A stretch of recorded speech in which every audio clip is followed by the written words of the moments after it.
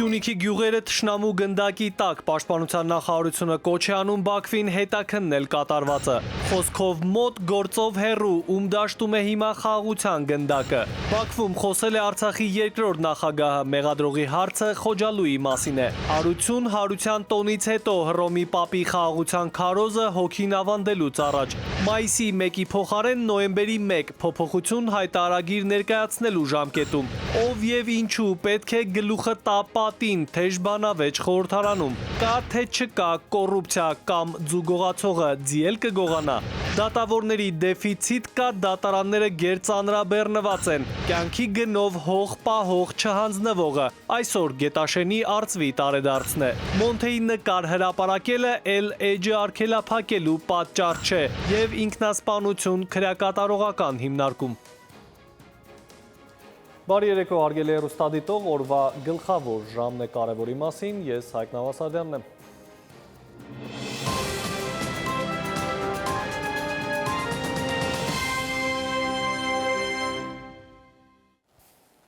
Եվ այսպես թողարկումը սկսենք սահմանային վերջին լուրերով Սյունիքի մարզի Խոզնավար խնածաղ բնակավայրերում էլի չեն քնել մեր բնակիչները։ Սահմանային գյուղերը նորից թշնամու ուղիղ նշանառության տակ են հայտնվել։ Գիշերվա գնդակոծության հետևանքով Խոզնավարի բնակիչներից մեկի տան արևային ջրատաքացուցիչը վնասվել է։ Հայկական կողմից ոչ մի կրակոց չի հնչել, վստահեցնում են բնակիչները։ Հայաստանի պաշտպանական գերատեսչությունն էլ Բաքվին հորդորել է հետաքննել Խոզնավարի դեպքը։ Սիրանուշ Մուրադյանի ռեպորտաժը խաղաղություն խաղացող ագրեսորի մասին է։ Երբ մարտի 13-ին հայկական կողմը Ադրբեջանից հետո հայտարարեց, որ խաղաղության համաձայնագրի տեքստը համաձայնեցված է, հաջորդեց Բաքվի ապատեղեկությունների շարքը ուղիղ 25 անգամ, իբր հայկական կողմից կրակել են իրենց ուղղությամբ։ 16 անգամ Բաքուն մարտին է ստել, 8 անգամ ապրիլին։ Այս ընթացքում նրանց պաշտպանության նախարար Զաքիր Հասանովը հանրարարական իջեցրեց ձևակերպեց ցանկացած սադրանքի օպերատիվ են արձագանքելու։ Հետո շարունակեցին ստել մի քանի անգամ հայտարարելով, թե հայկական կողմի դեմ համարժեք պատասխան գործողություններ են ձեռնարկել, բայց այս ստերի Երևանի ռեժիմով հերքումներից բացի նաև Սյունիքի գյուղաբնակներն են հաստատում, ադրբեջանական կողմից կրակում են անպատասխան։ Ամեն օր, ամեն գիշեր ժամը 10:20, 10:25, 12:30, 4:30, հատուկ ժամ էր կա էլի, այս գիշեր անցած գիշեր էլի, ավելի շատ ինտենսիվ էր։ Խնածախ ահագին երկար կրակեցին իրիկուն։ Մերոնք պատասխանեցին։ Չէ, մերոնք լրիվ լուռ են։ Նույնիսկ հայհոյանքներ են եղել, հա, դրանց կողմից ոչխարների հետ կապված։ Ամեն օր տա հեչ, ամեն օր դե մոտի պոստերա հայհոյում են մերոնք իրանք մերոնց։ Գիտեք, այս իրեք գյուղը, կտրված գյուղը, էլի Վաղատուր Խոզնավար խնածախը։ Իրանց մեջ սեպի նման խրված ենք, երևի հոգեբանական գրոհ է, էլի։ Ահագին գյուղից երիտասարդությունը հեռացել, որ անկանոն կրակում էին, հիմա ուղիղ նշանառությամբ գյուղին են խփում։ Վարչական ղեկավարի տան պատուհաններ ջարդվել, մեր ակումբին են խփել, մարդկանց տանիքներին ա կպել։ Ադրբեջանի այս ակտիվությունն ըստ մասնագետի մեկ բան է նշանակում. Բաքուն ամենևին չի ձգտում խաղաղության։ Խոսում է խաղաղության մասին, համաձայնագրի կնքման մասին բաներ պատմում, պահանջում, զբաղեցնում ու կրակում։ Վերջին 6-7 հաղորդագրություններում իրենք ապատեղեկատվական հաղորդագրություններում շեշտում են, որ իրենք նաև պատասխան կրակ են բացել եւ հայկական կողմի հաղորդագրություններից ակնհայտ է դառնում, որ որոշ ուղղություններով ադրբեջանական կողմը իսկապես թիրախավորում է քաղաքացիական օբյեկտներ կամ քաղաքացիական անձանց պատկանող օբյեկտները։ Ապրիլի 13-ին ժամը 22:20-ի սահմաններում Ադրբեջանի զինված ուժերի ստորաբաժանումները կրակ են բացել Սյունիքի մարզի խնածախ բնակավայրի ուղղությամբ, ինչի հետևանքով վնասվել է գյուղի մշակույթի տունը։ Տուժածներ չկան։ Ադրբեջանական կողմին կոչ են կանում հետաքննել խնածախի մշակույթի տան գնդակոծման փաստը եւ հանդես գալ հրապարակային պարզաբանումներով։ Ադրբեջանական կողմը քաղաքականությամբ ցույց է տալիս, որ շահագրգռված է կիրառել փաստացի նույնական քաղաքականություն ժամանակին կիրառվում է Լեռնային Ղարաբաղում, մասնավորապես պատերազմի շարունակական վտանգը, շարունակական ագրեսիայի գնալու հնարավոր քայլերը, որոնք բնակչությանը պահում են անորոշության, ապագայի հանդեպ անվստահության,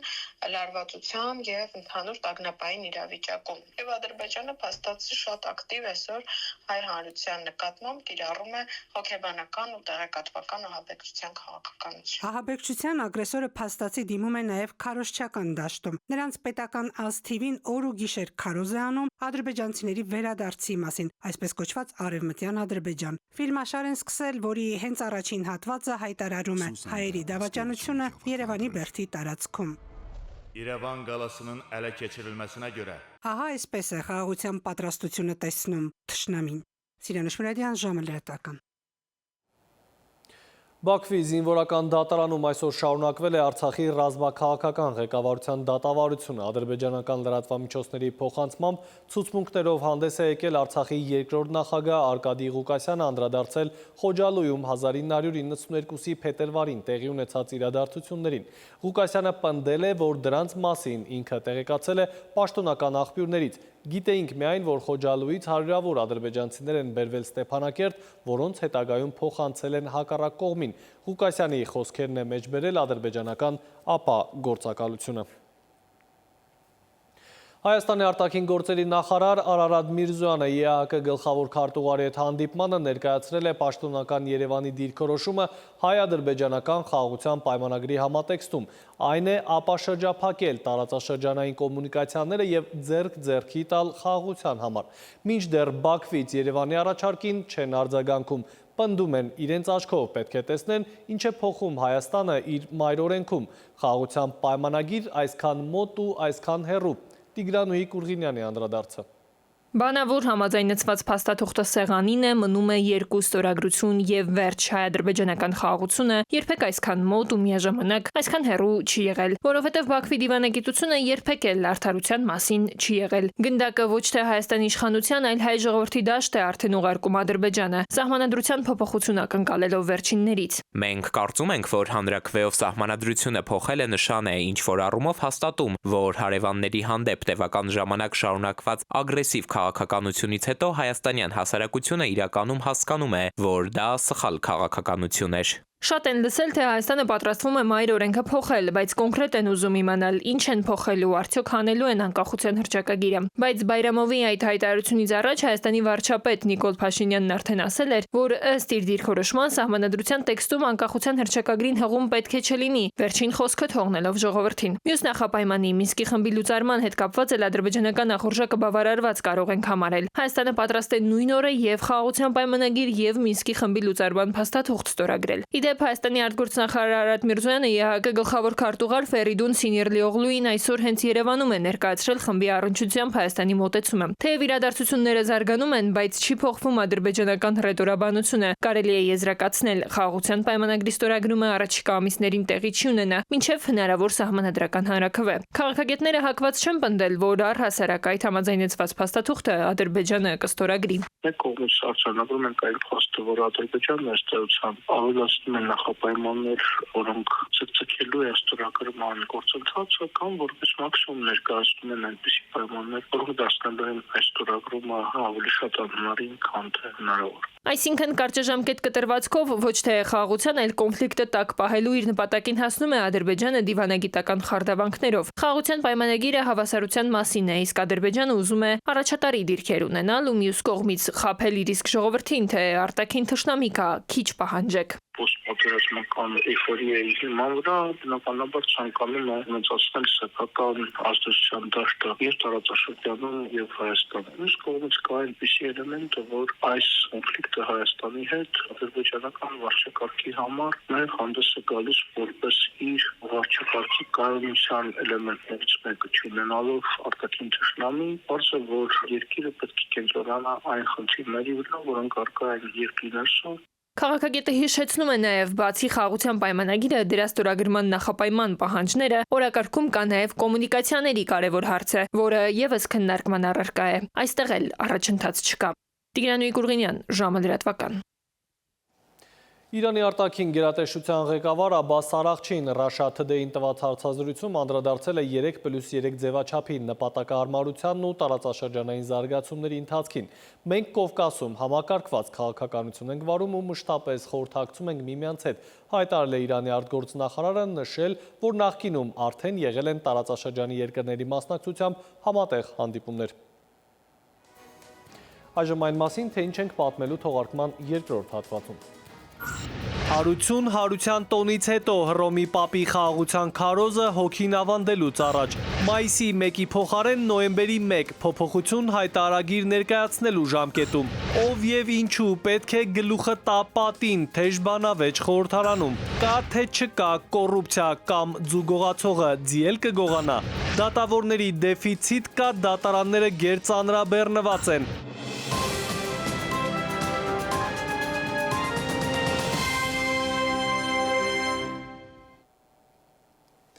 Մենք կրկին ուղիղ եթերում ենք, թողարկումը շարունակենք միջազգային լրահոսով։ Խաղաղության մասին քարոզը վերջինն էր Հռոմի Պապի շուրթերին։ Պոնտիֆիկոսը իր պատգամը նաև Երևանին ու Բաքվին հասցրեց ուղղել, կոչ արեց Բաքվին ազատ արձակել բոլոր ռազմագերիներին ու փակել պատերազմի էջը։ Սուրբ Զատկից ժամեր անց սակայն ինքը զատվեց երկրային կյանքից ու ավանդեց հոգին։ Ինչպիսին էր Հռոմի Ֆրանցիսկոս Պապն ու ինչ հայտնի ու անհայտ պատմություններ կան նրա աշխարհիկ ու հոգևոր կյանքի տարիներից։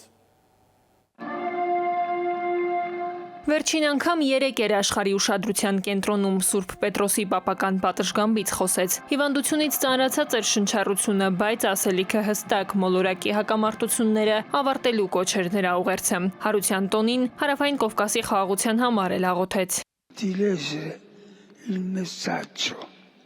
Ժամեր անց արդեն չեն լռում աշխարհի կաթոլիկ եկեղեցիների զանգերը, պաշտոնական աղբյուրները հայտնում են, ամիսներ տևած թոքաբորբից հետո 88 տարեկանում Ֆրանցիսկոս Սրբազան քահանայապետը Տոմուս Սանտա Մարթայի իր բնակավայրում հոգին ավանդել է։ Երեք աղոթում էր այս հրապարակում բազմության առաջ։ Այսօր մարդիկ հավաքվում են դարձյալ այստեղ, նրա մահվան գույժը լսելուն պես։ Հայ հասարակությունը Հռոմի կաթոլիկ եկեղեցու 266-րդ պապին լավ է հիշում, նա 2016-ին եկավ Հայաստան, ասաց ուխտագնաց է այստեղ առաջին քրիստոնյա երկրում։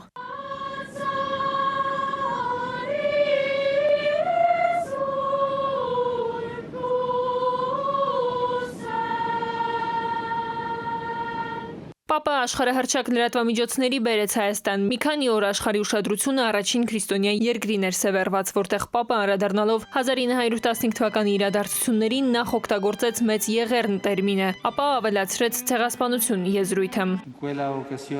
Այդ ողբերգությունը, ցեղասպանությունը, ցավոք գլխավորեց անցյալ դարի անմարդկային աղետների տխուր ցուցակը, որոնք իրականացվեցին ցեղապաշտական, գաղափարախոսական եւ կրոնական մոլորեցնող շարժառիթներով։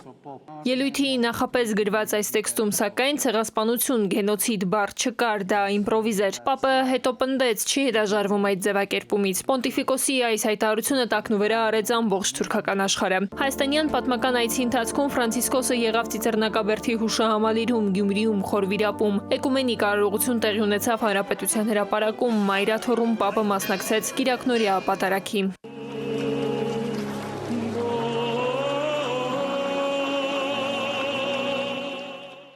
44-օրյայի օրերին Պապը ողբերգություն որակեց Արցախում կատարվողը, ասաց անմեղների արյուն է թափվում։ Հետո փախստականների իրավունքների մասին խոսեց։ Հայերի նկատմամբ պապական անթաքույց դրական վերաբերմունքը չվրիպեց ադրբեջանական աչքից, սկսեցին մանրակրկիտ աշխատել այդ ուղղությամբ։ Վերջին տարիներին Ալիևն իր կլանով աննախադեպ ակտիվացրեց շփումները։ 2016-ի ապրիլյանից ընդամենը ամիսներ անց Պապը Բաքվում էր մասնակցելու միջկրոնական միջոցառմանը Հեյդար Ալիևի մզկիթում։ 2020-ի սկզբին Մեհրիբանը պարգևատրվեց Վատիկանի բարձրագույն պապական ասպետական պարգևով։ Այս տարի ապրիլի 10-ին էլ Հռոմի պապական Գրիգորյան համալսարանում ադրբեջանցի եւ օտարազգի գիտնականները Արցախի տարածքում գտնվող հայկական քրիստոնեական մշակութային ժառանգության կոթողները Դադիվանքը, Ամարասը, Գանձասարը ներկայացնում էին որպես հին ալբանական կամ ուդիական ժառանգություն։ Խորխե Մարիո Բերգոլիոն 2013-ին, երբ դարձավ Ֆրանցիսկոս, անմիջապես հայտնվեց լրատվամիջոցների ուշադրության կենտրոնում։ Նա տարբերվում էր նախորդ հովվապետերից, առաջին ճիզվիտ առաջնորդներ, առաջինը նաև Լատինական Ամերիկայից։ Քիմիայի ուսուցիչ էր, որ ըստ մի հայտնի պատմության սիրած աղջկա մերժումից հետո դարձավ հոգևորական։ Պապը պոլիգլոտ էր, 3 երկրի քաղաքացի։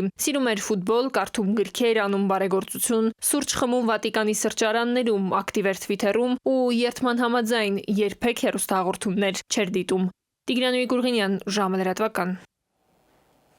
Շարունակենք Իրանի և Միացյալ Նահանգների միջև բանակցությունների հաջորդ երկու փուլերը անցկացվելու են այս շաբաթ Ժնևում, հաջորդ շաբաթ կլինի Օմանում։ Իրանի արտգործնախարարության խոսնակն է հայտնել, որ բանակցությունների երրորդ փուլը տեղի է ունենալու ապրիլի 26-ին։ Ռուսաստանն ու Ուկրաինան իրականացրել են հակամարտության սկզբից ի վեր գերիների ամենամեծ փոխանակումը պատանների ընդհանուր թիվը հասցնելով 3771-ի։ Այս անգամ փոխանակվել է ավելի քան 532 գերի, 246-ը ուկրաինական, 246-ը ռուսական կողմից։ Գործողությունը իրականացվել է Արաբական Միացյալ Էմիրությունների միջնորդությամբ։ Վաշինգտոնը ակնկալում է, որ այս շաբաթվա վերջին Կիևը կպատասխանի պատերազմին վերջ տալու Սպիտակ տան առաջարկին։ The Wall Street Journal-ը գրում է, որ եթե բոլոր կողմերի դիրքորոշումները համընկնեն, ապա առաջարկները կարող են ներկայացվել նաև Մոսկվային, սակայն ծրագրում տեղ գտած որոշ գաղափարներ չեն համապատասխանում Ռուսաստանի պահանջներին։ Օրինակ, Միացյալ Նահանգները չի ճանաչում, որ Ռուսաստանը օրինական իրավունք ունի վերահսկելու Ուկրաինայի արևելյան 4 շրջաններին՝ Զապորոժիային, Խերսոնին, Լուգանսկին ու Դոնեցկին։ Փաստաթղթում նաև չի առաջարկվում սահմանափակել ուկրաինական զորքերի թիվը և չի բացառում Կիևին արևմուտքի ռազմական աջակցությունը կամ եվրոպացի զինվորականների տեղակայումը։ ԱՄՆ նախագահ Դոնալդ Թրամփի վարչակազմը մտադիր է Պետդեպարտամենտում մասշտաբային փոփոխություններ իրականացնել։ Ըստ այդմ նախատեսվում է փակել 10 երկրի դեսպանատուն և 17 երկրի հյուպատոսություն, դադարեցնել Աֆրիկայում իրականացվող գրեթե բոլոր ծրագրերը, ինչպես նաև Պետդեպարտամենտի ժողովրդավարության, մարդու իրավունքների, փախստականների հարցերով զբաղվող բաժինները։ Եվ կրկին վերադառնանք մեր երկիր, Հայաստանի թիվ 1 քաղաքական ամբիոնը կրկին փոխադարձ լուտանքների հարթակ։ Իշխանություն ընդդիմություն կրքեր այսօր բորբոքվել են տեսալսողական մեդիայի ոլորտում 2024-ի տեղեկատվության ազատության վիճակի մասին տարեկան հաղորդման ժամանակ։ Իշխանությունը կրկին պնդել է մամուլը երբեք այսքան ազատ չի եղել, ինչպես հիմա է։ Ընդդիմությունը հակադարձել է ով էր ժամանակին Վազգեն Սարգսյանի դեմ տեղեկատվական արշավ կազմակերպում։ Ազգային ժողովում լրատվամիջոցների գործունեության դրանց տարիներ առաջ դերակատարության վերաբերյալ քննարկումները թեժացան, նույնիսկ սկսեցին փոխադարձ վիրավորանքներ ու ռեպլիկներ հնչել։ Հայաստան խմբակցության падգամավոր Գեղամ Մանուկյանը падգամավորների հիշողությունը քառորդ դար հետ տարավ։ Ինչպիսին էր մամուլն այդ ժամանակ եւ ով ում դեմ ինչ էր գրում։ 1990 թվական հոկտեմբեր 27-ից առաջ որ մամուլներ Վազգեն Սարգսյանի դեմ արշավանում։ Էտով ասեց։ Գլուխդ պատով տվեցի։ Հայկական ժամանակ Նիկոլ Փաշինյան։ Մի հատ գնացեք մամուլը նայեք։ Ու հենց այստեղ էլ վեճն ավելի թեժացավ։ Ընդդիմադիր ու իշխանական падգամավորները մեկը մյուսին կարգի էին հրավիրում։ Սուտ խոսացիր որովհետև։ Ամբիոնից իջավ ազգային իր թիմակցին պաշտպանելու համար խոսքը կրկին Գեղամ Մանուկյանին էր ուղղված։ Ելույթ ես ունենում, մարդը արձագանքում ասում է գլուխդ պատով ես տվել դու։ Ես էլ ասում գլուխդ պատով տվել ես դու։ Տեսնում ենք արդեն։ Իմիջիալոց, հերիք մի սպառնում ես ինձ։ Դե հետո ասեց հա։ Գլուխները պատով եք տալիս, բոլորը, ով որ կարա իրան թույլ տա սպառնի, հետ եկեք, 20 րոպե կյանքները կերար բոլորիս, խնդրում եմ, նստի լսի։ Հետո ազգային ժողովի նախագահը դիտողություն արեց Հայաստան խմբակցության մեկ այլ падգամավորի։ Սիմոնյանին դուր չի եկել падգամավոր Վարդանյանի պահվածքը քննարկումներից մեկի ժամանակ։ Վարդան, ես անկեղծ չեմ հասկանում, ոնց կարելի է, որ մարդը ամբիոնից զոհված մարդկանց անուններ է տալիս։ Անենց եք ժպտում, ես ասենք զարմացած եմ, էլի։ Ասենք այդ ծիծաղն ու ժպիտը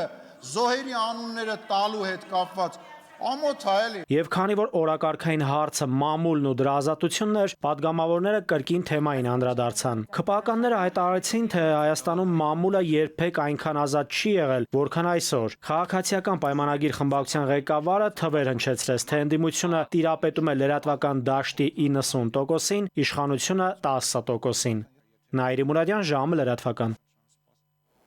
Մեր երկրում յուրաքանչյուր հանրային պաշտպանի սեղանին առնվազն 300 վարչական կամ քրեական գործ կա, որ ժամանակ չկա դատարան մտնելու համար։ Մյուս կողմից պաշտպանին պետության տված գումարը քիչ է, մեծ է ծանրաբեռնվածությունը որակյալ պաշտպանություն ապահովելու համար։ Արդյունքում տուժում է քաղաքացին, որ տարիներով ստիպված դատարանների դռներն է ընկնում։ Դատավորների, դատախազների ու հանրային պաշտպանների պակասը խնդիր է դարձել արդարադատության համակարգում։ Հայաստանի դատական ոլորտում այսօր կադրերի 40% դեֆիցիտ կա, պնդում է Փաստաբանների պալատի նախագահը։ Անվճար իրավաբանական օգնություն տրամադրող հանրային պաշտպանները ըստ Սիմոն Բաբայանի ծանրաբեռնված են։ Յուրաքանչյուրն ավելի քան 300 գործ ունի, իսկ վերջին 3 տարվա հաստիկային կրճատումները խնդիրը միայն խորացրել են։ Հանրային պաշտպանների ծանրաբեռնվածությունը տարեց տարի շեշտակի ավելանում է, այնինչ պետության կողմից հատկացված գումարները չեն բավարարում դրան համահունչ հանրային պաշտպանի հաստիկացուցակում կառավարել էական փոփոխություններ, որ առնվազն ծանրաբեռնվածությունը գոնե պահպանվի, էլ չենք խոսում նվազելու մասին, իսկ այսօրվա դրությամբ այդ վիճակը միշտ էլ ծանր է եղել, այսօր առավել ծանրացել է։ Ծառայության որակի վրա եւս բացասաբար է անդրադառնում, նաեւ երկարում են գործերի քննության ժամկետները, ինչը խնդիր է դառնում նաեւ հասարակության համար, ասում է փաստաբան Հարությունյանը։ Խնդիրը ինքնին նաեւ դեմեց ֆինանսական ռեսուրս է ընդհանրում ու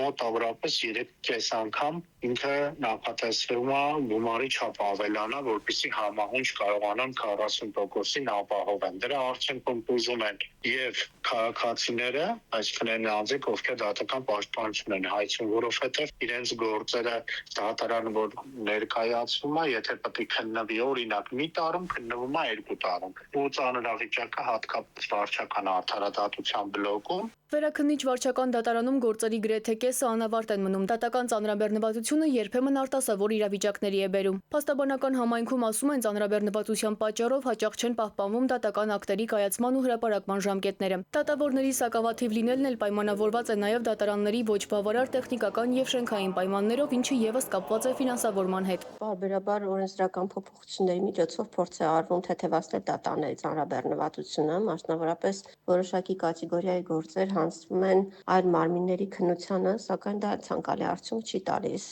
Փաստաբանները ծանրաբեռնվածությունը թեթևացնելու լուծումը տեսնում են ֆինանսական բավարար աջակցության, նաև դատավորների քանակի ավելացման միջոցով։ Իսկ արդարադատության նախարարությունից ժամին պարզաբանում են, թե 2018 թվականից ի վեր դատավորների շուրջ 90 հաստիք է ավելացել։ Ընդ որում ներկապահին առկա 320 դատավորների շուրջ 60%-ը 2018 թվականի ապրիլից հետո նշանակված դատավորներ են։ Բարձրացրել են դատավորների աշխատավարձը ստեղծվել եւ գործում են նաև դատարաններ։ Գործում է նաև վերաքննիչ հակակոռուպցիոն դատարանը, ապահովելով հակակոռուպցիոն գործերի երաստիճան մասնագիտացված քննությունը։ Սիլվի Մուրադյան, ժամը լրատվական։ Աղմկահարույց ձերբակալությունների մասին կա շարք պահանջելու եւ ստանալու համար Շենգավիթի թաղապետարանի աշխատակիցներից մեկը այժմ տնային կալանքի տակ է, լուրը հայտնել է վարչական շրջանի ղեկավարը եւ վերահաստատել իր դիրքորոշումը։ Համայնքի բյուջեից 1 լումա անգամ գողացողը մեղմ ասած սրիկա է։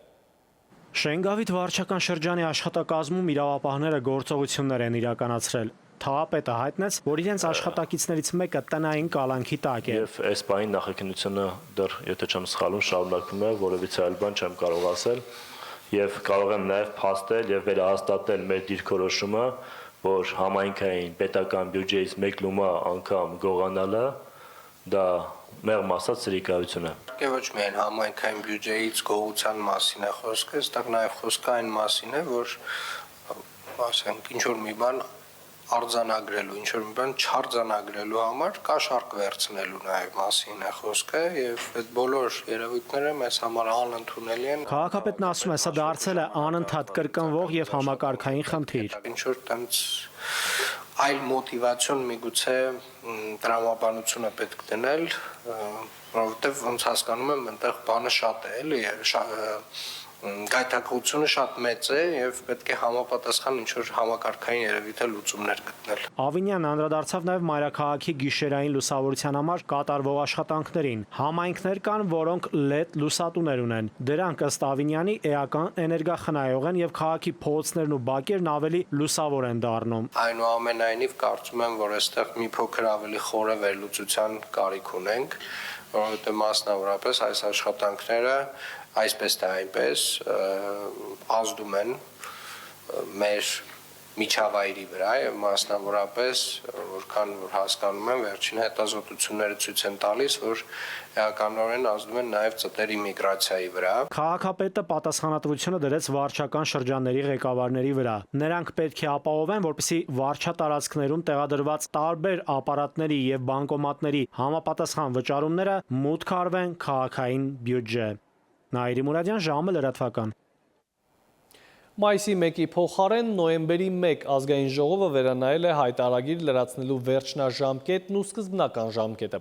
Այսինքն այն մարդիկ, որոնք անցյալ տարվա եկամուտների համար պետք է հայտարարագիր ներկայացնեն, կարող են դիմումը լրացնել մինչև նոյեմբերի 1-ը։ Իսկ մինչև այս պահը ընդամենը 35,000 քաղաքացի է հայտարարել եկամուտները։ Ինչ տույժ ու տուգանք կլինի, եթե քաղաքացին չլրացնի հայտը, հարցը խորհրդարանական ընդդիմությունը ուղղել է իշխանությանը։ Հայտարարագիր չլրացնելու պատճառները ցանկով ըստ իշխանական падգամավորի։ Մոտավորապես 35,000 հոգի է սպայդությամբ հայտարարագիր լրացնել, փոքր տոկոսն է, հիմա պատճառն եք ուզում իմանաք։ Պատճառ համար 1, որ մարդկանց մի զգալի մասը նույնականացման քարտ չի կարողանում ձեռք բերել չունի, պատճառ համար 2, ունեցողների մի զգալի մասը արդեն մի քանի ամիս գիտի, որ հայտարարման ժամկետը տեղափոխվելու է նոյեմբերի 1, պատճառ համար 3, որ մեր ընդդիմադիր որոշ շրջանակներ հայտարարման համակարգը այնքան են դեմոդիզացրել, այնքան ապատեղեկատվություն են տարածել։ Եվ պատճառ համար 4 այս մեկը Թունյանի ցանկում չկա։ Էլեկտրոնային ստորագրությունն ակտիվացնել դեռ բոլորը չէ, որ կարող են։ Թեպետ հայտարարագրման համակարգը գործարկելուց անմիջապես հետո պետեկամուտների կոմիտեից ու պատասխանատու մյուս գերատեսչություններից քաղաքացիներին սկսեցին ուղղորդել բջջային կապի օպերատորների գրասենյակներ ստորագրության էլեկտրոնային տարբերակը ձեռք բերելու համար, ինչը հայտարարագրման համար պարտադիր է, պարզվում է իրականում սա վերաբերում է միայն ֆիզիկական քարտեր ունեցողներին, այսինքն եթե հեռախոսի քարտը վիրտուալ է eSIM, էլեկտրոնային ստորագրություն ակտիվացնել դեռ հնարավոր չէ։ Ստիպված է էլեկտրոնային ստորագրություն ստանալու ցանկություն հայտնողը բջջային օպերատորից քարտ ֆիզիկապես առնի եւ շատ են նաեւ դեպքեր նոր հեռախոսային, նոր սերնդի հեռախոսային մեջ, որ նույնիսկ քարտի բնիկ չունեն, որպեսզի տեղադրում կատարեն։ Հետևաբար նաեւ ստիպված են լինելու հեռախոս առնեն, որպեսզի կարողանան բնիկի մեջ տեղադրեն ու կարողանան էլեկտրոնային ստորագրությունը ակտիվացնել։ Ծախսատարության մեկ դրսևորում է, այսինքն լրացի ծախսի տակ են մարդկանց գծում։ Հնարավոր չէր համակարգն ամբողջությամբ պատրաստել ու հետո միայն գործարկել։ Սարգսյանն ասում է, պատասխանատուները հետևանքները չեն հաշվարկել, որ այսպիսով միայն խնդիրների առջև են կանգնեցնելու քաղաքացիներին։ Որոշակի քայլ, որը առաջացնում է շատ վտանգավոր ու բացասական հետևանքներ, երբ որ բարձրաձայնվում են դրա մասին, ասում են եկեք քննարկենք, որպեսզի փոփոխություն կատարենք։ Նույնիսկ արդեն վաղուց գործող ծրագիր է դարձել հետեւյալը, որ դե եկեք օրենք ընդունենք, հետո կտեսնենք ինչ խնդիրներ կան, մի հատ խնդիրների վերաբերյալ փոփոխություններ կընդունենք։ Հայտարարագիր չլրացնելու դեպքում այնուամենայնիվ քրեական պատասխանատվություն կա, ընդդիմադիր падգամավորն այսօր խորհրդարանում շարունակում էր այս հարցի պատասխանը փնտրել։ Իշխանությունից տնտեսական հարցերի հանձնաժողովի փոխնախագահն արձագանքեց 444-րդ հոդվածով, եթե որևէ քաղաքացու ազատազրկեն, հրապարակային ներողություն կխնդրի։ Էդուարդ Պողոսյան, ժամը լրատվական։ Եվս մեկ դադար ունենք, կվերադառնանք րոպեներ անց։ Կյանքի գնով հող պահող չհանձնվողը այսօր Գետաշենի արծվի տարեդարձն է։ Մոնթեի նկար հրապարակելը էլ էջը արգելափակելու պատճառ չէ եւ ինքնասպանություն քրեակատարողական հիմնարկում։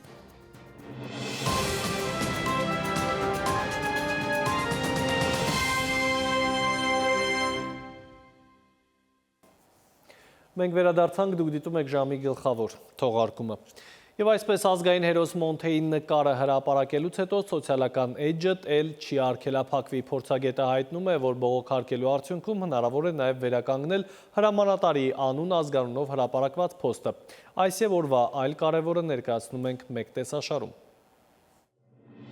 Ծիծեռնակաբերդի հուշահամալիրի ճանապարհին գտնվող հուշապատին կավելացվեն ցեղասպանության ժամանակ հայերի պաշտպանության գործում իրենց ավանդն ունեցած Ռաֆայել Լեմկինի եւ Լուի Դարտիժ Դյուֆուրենի անունները։ Հայոց ցեղասպանության թանգարան ինստիտուտից են տեղեկացնում։ 100 մետր երկարությամբ ձգվող բազալտե հուշապատի վրա փորագրված են Օսմանյան կայսրության հայաշատ ավելի քան 5 տասնյակ մեծ ու փոքր քաղաքների ու բնակավայրերի անունները, որտեղ կազմակերպվել են հայ բնակչության կոտորածներն ու տեղահանությունները։ Ազգային հերոս Մոնթե Մելքոնյանի լուսանկարները հրապարակող օգտահաշիվները դադարել են արգելափակվել, հայտնում է փորձագետ Սամվել Հայրապետյանը։ Նա նշել է, որ արգելափակումները որպես կանոն տեղի են ունեցել ադրբեջանցի օգտատերերի բազմաթիվ բողոքներից հետո։ Այժմ իրավիճակը փոխվել է։ Հրամանատարի նկարը ջնջելու դեմ բողոքարկելու արդյունքում դրանք հիմնականում վերականգնվում են։ Նույնը տեղի է ունենում նաև Մոնթեի անուն ազգանունով հրապարակումների հեռացման դեպքում։ Բողոքարկումից հետո դրանք եւս վերականգնվում են։ Նուբարաշեն կալանավայրում պատիժ կրող դատապարտյալներից մեկը ինքնասպանություն է գործել, կախվել է ինքնաշեն պարանով։ Քրեակատարողական ծառայությունից փոխանցում են, որ դեպքը տեղի է ունեցել ապրիլի 20-ին ժամը 11:30-ի սահմաններում։ Ժամանած շտապօգնության բուժանձնակազմն արձանագրել է դատապարտյալի մահը։ Երևանի Երևանի եւ Նուբարաշեն վարչական շրջանների քննչական բաժնում դեպքի առթիվ նախաձեռնել են քրեական վարույթ։ Տնակահարություն եւ կրակոցներ Երևանի Մալաթիա Սեբաստիա վարչական շրջանի բնակելի 2 թաղամասի Իսակովի 85 շենքի բակում, կավիրավոր։ Ոստիկանությունից հայտնում են, որ դեպքը տեղի է ունեցել ժամը 13:30-ի սահմաններում։ Դեպքի վայրում հայտնաբերել են 1 կրակած եւ 2 չկրակած պարկուճ։ Վերելակի մոտ աստիճանների ճաղավանդակի վրա հայտնաբերել են արնանման հետքեր։ Դեպքի փաստով նախաձեռնել են քրեական վարույթ, պարզվում է վիրավորի նաեւ դեպքի մասնակիցների ինքնությունը։ Այս շաբաթ Երևան աշտարակ ճանապարհի լանջերին մոտ 700 ծառով նոր անտառային գոտի կհիմնեն։ Տեղեկացնում է Երևանի կանաչապատում եւ շրջակա միջավայրի պահպանություն ՀՕԱԿ-ը։ Ամռանը 3000-ից 4000 ծառ ու թուփ կտնկեն։ Քաղաքապետն էլ հայտնել է, որ շաբաթօրը Նոր-Նորքի Սուրբ Սարգիս եկեղեցու հարակից տարածքում տնկվել է 1300 ծառ եւ 2 մրտադալար թուփ։ Սիլվի Մուրադյան, ժամը լրատվական։ Այլ թեմաներ դեղերը թանկ են, պետության փոխհատուցումը քիչ, արդյունքում սոցիալական կարգավիճակ ունեցող մարդկանց դեղահաբերը ուշանում են։ Ոլորտի փորձագետը նկատում է, որ նախարարության սահմանած գները մրցունակ չեն դեղատների համար, դրա համար չեն միանում առողջապահության նախարարության նախաձեռնությանը։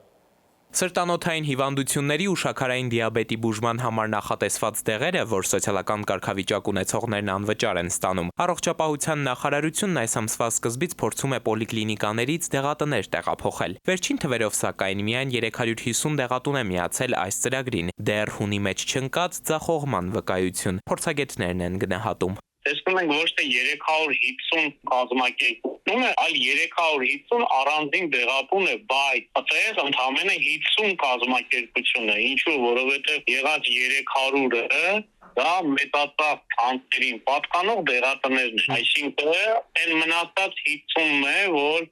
անհատ դեղատներն են, որոնք առանձին միացել են տվյալ ծրագրին։ Նախարարության սահմանած գնացուցակի պատճառով դեղատները ծրագրին չեն միանում, ասում է փորձագետը։ Բիզնեսը դժգոհ է, փոխհատուցումները համարժեք չեն։ Առաջարկվող 250 անվանում մոտավորապես դեղերի մեծ մասը ինքը առաջարկվող փոխհատուցող գները բավականին մատչելի են, այսինքն դեղատները չեն կարող սպասարկել, որովհետև դեղատունը առնելու է, հետո երևի -10%,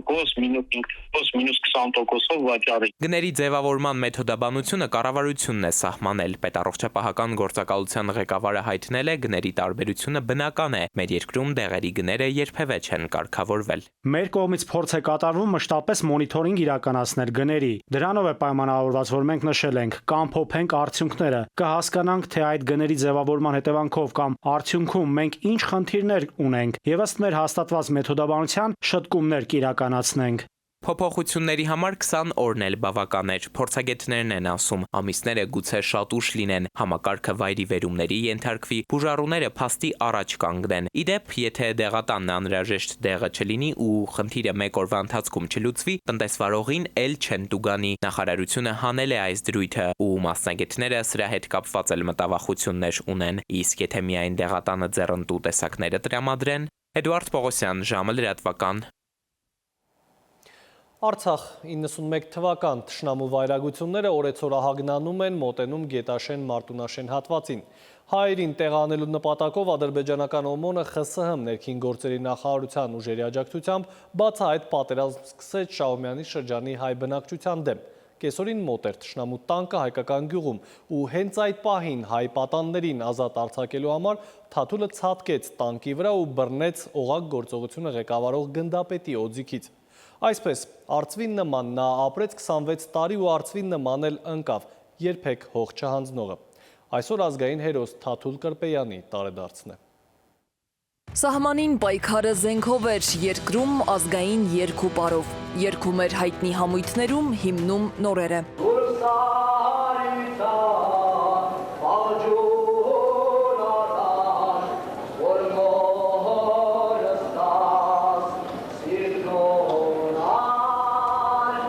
Գետաշենի արծիվը Թաթուլ Կրպեյանը ծնվել է 1965-ի ապրիլի 21-ին Թալինի շրջանի Արեգ գյուղում։ Նրա նախնիները գաղթել են Կարսից, ապա Նախիջևանից։ Ամուր թելերով էր կապված սեփական արմատներին, ինքնաճանաչ էր, հայրենատեր։ Ուշքն ու միտքը Գետաշենն էր, ամբողջ Արցախ աշխարհը։ Մենք ապրում ենք, որպեսզի ապրենք, երկար գոյատևենք, որպեսզի մեր շունչը խառնենք ամբողջ հայքի ես հովին, քամիներին ու գնանք հասնենք դեպի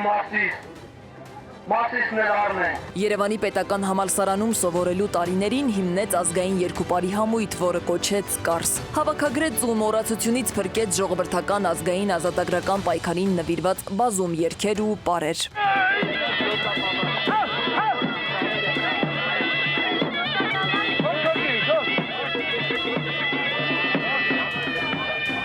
Պատմության ֆակուլտետի ուսանողը Արցախյան շարժման առաջին օրվանից մասնակցեց ու կազմակերպեց ուսանողական ցույցեր ու երթեր։ Արդեն 4-րդ կուրսում կիսատ թողնելով ուսումը մեկնեց Գետաշեն որպես պատմության ուսուցիչ։ Այնուհետև դարձավ պայքարի խորհրդանիշ, ղեկավարում էր Գետաշենի ինքնապաշտպանությունը ընդդեմ ադրբեջանական զինված ուժերի եւ ռուսական բանակի։ Ինչու եք վախենում մահից։ Հողի համար ես հենց հիմա պատրաստ եմ մեռնելու։ Հողի, ազգի համար։ Ես ոչ մի անգամ չեմ գնա Երևանի օդանավականում իջնեմ ու ասեմ Գետաշենը հանձնեցի։ Ես այստեղ կմեռնեմ։ Այդ բանը չեմ անի։ Մարտի դաշտում մնաց 9 ամիս անջնջելի հետք թողնելով պատմության էջերում։ Զոհվեց 1991-ի ապրիլի 30-ին օղակ ռազմական գործողության ժամանակ 26 տարեկանում։ Թաթուլը հաճախ է կրկնել, որ Գետաշենը կդատարկվի միայն իր դիակի վրայով։ Վերջին անգամ Երևանում գտնված ժամանակ էլ ասել է. «Գիտեմ, որ Երևան այլևս չեմ գա, ինձ կբերեն»։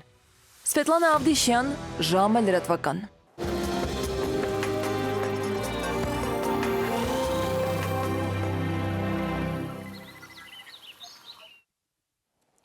Եվ վերջում օդերևութաբանական կանխատեսումների մասին առաջիկա օրերին հանրապետության մի շարք մարզերում սպասվում է կարճատև անձրև եւ ամպրոպ։ Օդի ջերմաստիճանը վաղը կբարձրանա 3-ից 5 աստիճանով, իսկ եղանակի տեսության հովանավորն է Ֆերոսի ապրանքանիշը իր հուսալի անվտանգ եւ գերխնայող գազի կաթսաներով, որոնք պաշտոնապես ներկայացված են էքստերիեր խանութների ցանցում։ Ֆերոսի եղանակ ստեղծող կաթսաներ։ Այժմ եղանակի մասին առավել մանրամասն։ Եվ այսպես Շիրակում, Կոտայքում, Գեղարքունիքում, Արագածոտնի և Վայոց ձորի լեռներում սպասվում է 17-ից 23 աստիճան ջերմություն։ Վայոց ձորի և Արագածոտնի նախալեռներում կլինի 18-ից 24, Լոռիում սպասվում է 17-ից 21 աստիճան տաքություն։ Տավուշում 18-ից 22 աստիճան, Արարատում, Արմավիրում կլինի 22-ից 25 աստիճան տաքություն։ Սյունիքի հովիտներում վաղը սպասվում է 25-ից 28, Սյունիքի նախալեռներում 16-ից 21 աստիճան տաքություն։ Իսկ Երևանում գիշերը սպասվում է 10-ից 12, ցերեկը 23-ից 25 աստիճան ջերմություն։ Երեկոյան ժամերին կլինի 16-ից 18 աստիճան տաքություն։ Հարգելի հեռուստադիտող, այսքանով ավարտված է ժամի գլխավոր թողարկումը, խաղաղ գիշեր եմ մաղթում։